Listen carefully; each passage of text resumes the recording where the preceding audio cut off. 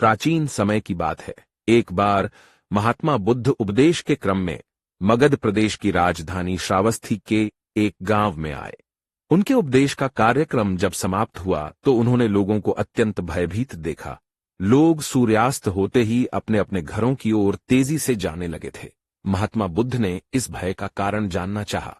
उन्हें झांत हुआ अंगुलीमाल नाम का कोई डाकू है जिसने 1000 लोगों की हत्या करने की प्रतिज्ञा ले ली है। फलस्वरूप वह उस गांव के पास वाले जंगल से होकर गुजरने वाले पथिकों की निर्मम हत्याएं करता है। हत्या के पश्चात उनकी उंगली काटकर अपने माला में गूंथ पहन लेता है।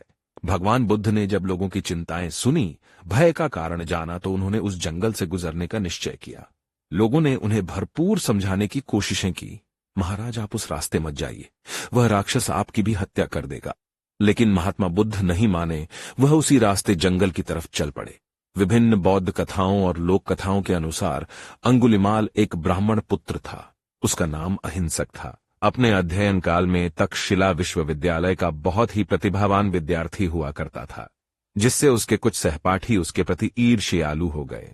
उन्होंने येन केन प्रकारेण गुरु के मन में उसके प्रति नकारात्मक भाव पैदा करने में सफलता प्राप्त कर ली। गुरु के मन में उसके प्रति कुछ संदेह उत्पन्न हो गया। प्राचीन समय में शिक्षा समापन के पश्चात शिष्य अपने गुरु को गुरु दक्षिणा देते थे। अहिंसक के गुरु ने गुरु दक्षिणा स्वरूप उससे 1000 उंगलियां देने को कहा। उन्होंने ऐसी गुरु दक्षिणा मांगी जहां उनका निहित उद्देश्य था। उनकी धारणा थी कि यह यदि हजारों व्यक्तियों को नुकसान पहुंचाएगा तो कोई न कोई इसकी भी हत्या कर देगा।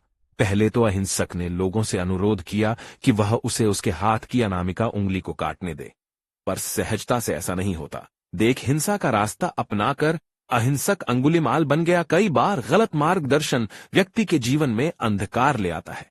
इसलिए हमें पथ प्रदर्शक बनाने से पहले किसी व्यक्ति के बारे में जानकारी अवश्य लेनी चाहिए। उसके द्वारा की जा रही निर्मम हत्याओं से दिशाएं भयाक्रांत हो गई।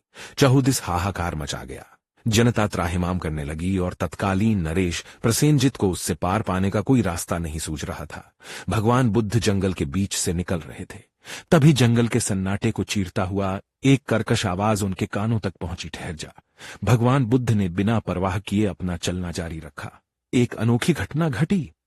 अंगुलीमाल अपने पूरे सामर्थ्य से बुद्ध का पीछा करता रहा, लेकिन मध्यम कदमों से चलते बुद्ध तक कभी पहुंच नहीं पाया। झल्लाकर फिर एक बार भारी क्रोध से बोला, मैं कहता हूं ठहर जा, मैं तुम्हारी हत्या कर दूंगा, कहां जाता है। इस घटना के बाद अंगुलीमाल पूर्ण रूप से भगवान को प्राप्त हुआ।